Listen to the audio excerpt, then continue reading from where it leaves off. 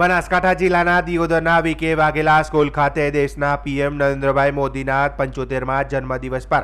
નમો કે નામ રક્તદાન સ્લોગન સાથે બનાસકાંઠા દિયોદર ભાભર તાલુકાના સંયુક્ત કર્મચારીઓ દ્વારા મેગા બ્લડ કેમ્પ યોજાયો હતો। આ રક્ત બોટલ ડીસાની જીવન વોલેન્ટરી બ્લડ સેન્ટરથી 200થી વધુ કર્મચારીઓએ બ્લડ ડોનેટ કર્યું હતું, જેમાં પીએમના 75મા જન્મદિવસ પર 575 બોટલ એકત્રિત કરી ડીસાની જીવન વોલેન્ટરી બ્લડ સેન્ટર ખાતે જમા કરવામાં આવ્યું હતું। એ કહેવા માગું છું, આજના તબક્કે વીકે વાઘેલા હાઈસ્કૂલમાં સંયુક્ત ગુજરાત કર્મચારી મોરચા દ્વારા અમારા યશસ્વી અને માનનીય વડાપ્રધાન જેમના 75 વર્ષ થઈ ગયા અમૃત વર્ષ મનાવતા હોઈએ ત્યારે આજના તબક્કે મારે કહેવાનું થાય છે કે ગુજરાતના કર્મચારી સંયુક્ત દ્વારા આજે વીકે વાઘેલા અને ઓગણની ધરા પર જ્યારે બ્લડ કેમ્પ રાખ્યો હોય, મેગા કેમ્પ, એ સમય જ્યારે અત્યારે મધ્યાહન તપી રહ્યો છે અને એ અમારા કર્મચારીઓ હોંશે હોંશે બ્લડ દાન કરવા આવે છે। નમો કે નામ રક્તદાનનો જે સૂત્ર છે એને સાર્થક કરી સંયુક્ત મોરચા દ્વારા આજે લગભગ 250થી વધારે બોટલોનું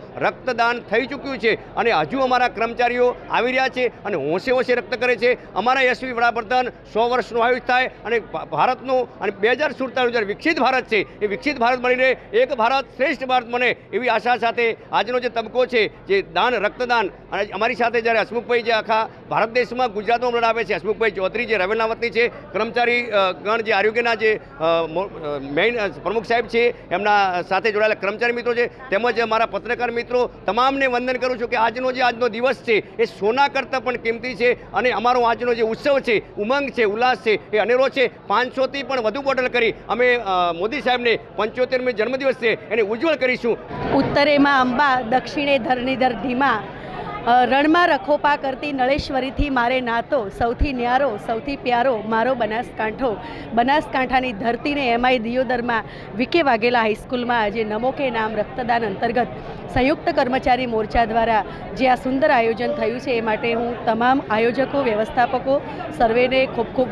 વંદન કરું છું, અભિનંદન પાઠવું છું। આજે લોહી